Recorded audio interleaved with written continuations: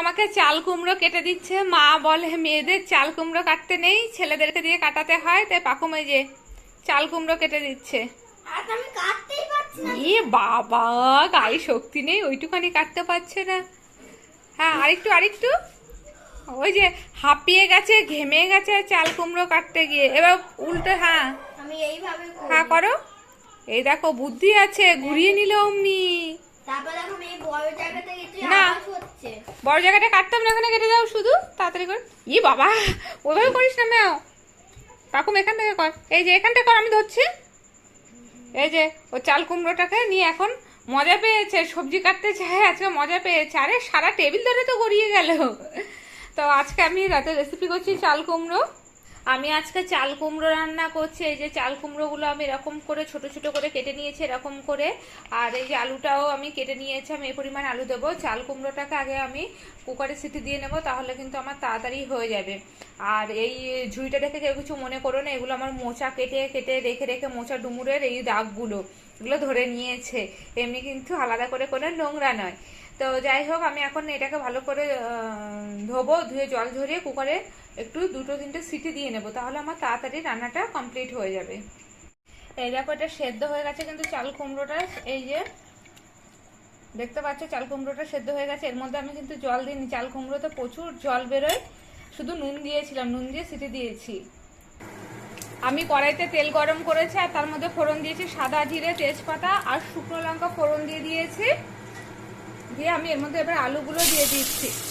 আমি যেহেতু চাল কুমড়োতে বেশ পরিমাণ মতো নুন দিয়ে দিয়েছি, তাই এক্ষুনি আমি এর মধ্যে নুন দেবো না, আগে সব মশলা দিয়ে কষিয়ে নেব। মশলা বলতে আমি দেবো এর মধ্যে আদা দেবো, জিরে গুঁড়ো দেবো, ধনে গুঁড়ো দেবো, আর দেবো কি বলে এটাকে, ও আর হলুদ গুঁড়ো দেবো। তা আগে আলুগুলো ভালো করে ভাজা হয়ে যাবে।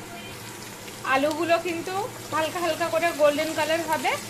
ঘরে নারকেল ছিল, আর চাল কুমড়োর সাথে নারকেল দিয়ে করলে খুব ভালো হয়। তবে এই রেসিপিটা আমি রাতে রুটি খাওয়ার জন্য করছি বলে এর মধ্যে আমি আর নারকেল দিলাম না। রাতে পেটের ব্যাপার থাকে, তো যদি ডাইজেস্টের সমস্যা হয় তাই আমি আর নারকেল দিলাম না। আমি আদা জিরে দিয়েই এটা করছি, এটা নারকেল দিয়ে। আর আমি এটা নিরামিষ করছি আজকে, না হলে চিংড়ি দিয়ে করলেও কিন্তু সেটা খুবই ভালো লাগে। আর এটা নিরামিষ করছি বলে না, এর মধ্যে আমি একটু মিষ্টির ভাগটা বেশি দেবো, মানে চিনিটা একটু বেশি পরিমাণে দেবো, একটু মিষ্টি মিষ্টি খেতে লাগবে, ভালো লাগবে। না হলে চাল কুমড়ো তো একটু টক টক ফ্লেভার আছে, তাই না? তাই দেখো আলুগুলো আমি আগে ভালো করে এরকম গোল্ডেন গোল্ডেন করে ভেজে নিচ্ছি, হালকা হালকা গোল্ডেন সবে হচ্ছে। এবার আমি সব মশলাপাতির মধ্যে অ্যাড করে দিচ্ছি। মশলাটা ভালো করে কষানো হয়ে গেছে, দেখতেই পাচ্ছ। এবার আমি আস্তে আস্তে এর মধ্যে চাল কুমড়োটা দিয়ে দিচ্ছি। চাল কুমড়োটা তো সেদ্ধ রয়েছে, আর যে জলটা রয়েছে এই জলে আলুটাও কিন্তু সেদ্ধ হয়ে যাবে। আলুটা তো ভালো করে ভাজা রয়েছে। আর একদম লাস্টে গিয়ে আমি এর মধ্যে চিনি অ্যাড করবো, না হলে বুঝতে পারবো না। আচ্ছা, চাল কুমড়ো খাওয়া কিন্তু শরীরের জন্য খুবই ভালো। আর চাল কুমড়ো তো অনেক ধরনের রেসিপি আর কি হয়, আমি এটা রাতের জন্য করছি বলে আমি একদম এরকম সিম্পল প্রসেসেই করছি। আর আমি এর মধ্যে একটা কাঁচা লঙ্কাও দিয়ে দেব, কাঁচা লঙ্কা দিতে ভুলে গেছি, আমি এর মধ্যে কাঁচা লঙ্কাও দিয়ে দেব।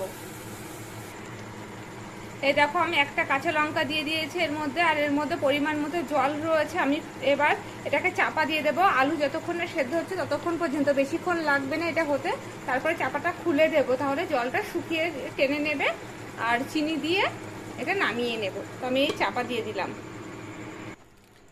তরকারিটা হয়ে গেছে, চাল কুমড়ো তরকারিটা কিন্তু দেখতে এরকম হয়েছে। আর আমি এই পরিমাণে মাখো মাখো করেছি, রুটি দিয়ে খেতে এটা বেশ ভালোই হবে। আর শুকনো লঙ্কা ফোড়ন দিয়েছিলাম বলে মাত্র একটা কাঁচা লঙ্কা দিয়েছিলাম, এরকম ফাটিয়ে দিয়েছিলাম, কারণ চাল কুমড়োতে কিন্তু ঝাল ওঠে, ঝালের পরিমাণটা মনে হয় একটু বেশিই হয়ে যায়। তো এটা হয়ে গেছে। এবার আমি রুটি করব। রুটি করে আজকে আমাদের রাতের ডিনার হবে রুটির সাথে চাল কুমড়ো।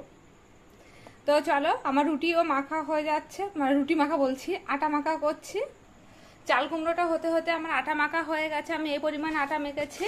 আটা মাখা হয়ে যাওয়ার পর একটা চাপা দিয়ে রেখেছিলাম। এবার আমি ঝটপট রুটি করে নেব। রুটি করে নিয়ে আমরা রাতের খাবার খাওয়া শুরু করব। তো সবাইকে বলছি টাটা, গুড নাইট।